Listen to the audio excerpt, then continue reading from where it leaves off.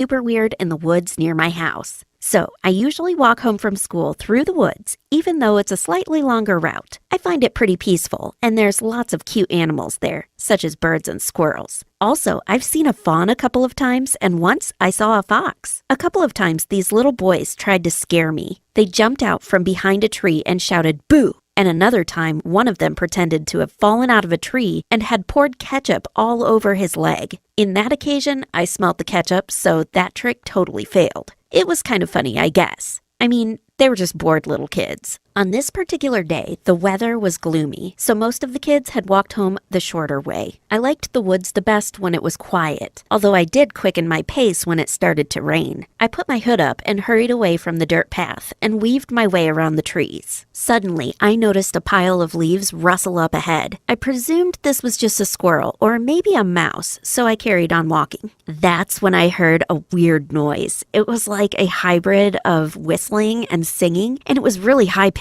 It was so weird in sound that it actually made my ears twitch. I figured that it had to be those kids trying to trick me, so I walked closer to the leaves. "Oh, I wonder what could be under this pile of leaves," I said loudly. "I do hope it's nothing scary."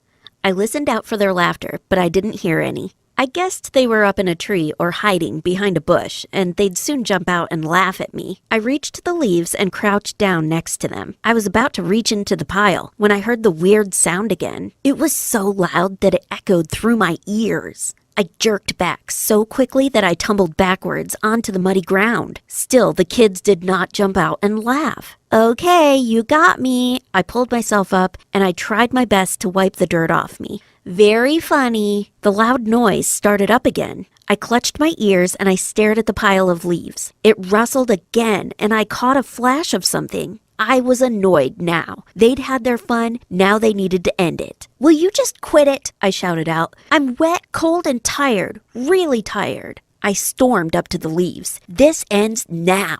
I kicked the pile. Leaves sputtered everywhere. Something rushed out. Something weird. It was the size of a kitten, but it was completely furless. It was a greeny gray color. Its 4 limbs were long and gangly, and it had a short round body, and it had 4 massive eyes with purple pupils. I'd never seen anything like this creature before. It was really odd looking. It made that ear-piercing sound again before it ran away in zigzags further into the woods. I felt pretty shaken up and confused, so I hurried home. I was too freaked out to walk through the woods again, and I didn't tell anyone about the weird creature, as I didn't want them to laugh at me. I tried to forget about the creature and move on with my life, but I couldn't get its high-pitched sound and weird purple eyes out of my head. I wasn't sleeping properly. I was terrified that I would wake up to a room full of those furless things. Then about a week after I see the creature, something big happened. There was a massive fire in the woods.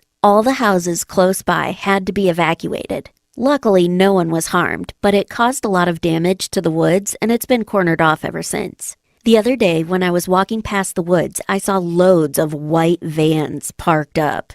There was a person in an odd yellow suit walking into the woods. They turned and saw me looking and gave me a weird look before they walked off into the fire-damaged area. I don't think it's a coincidence. Instead, I think it's all to do with the creature I saw in there. It wasn't from this planet. I'm sure of it. And now those yellow-suited people are after it.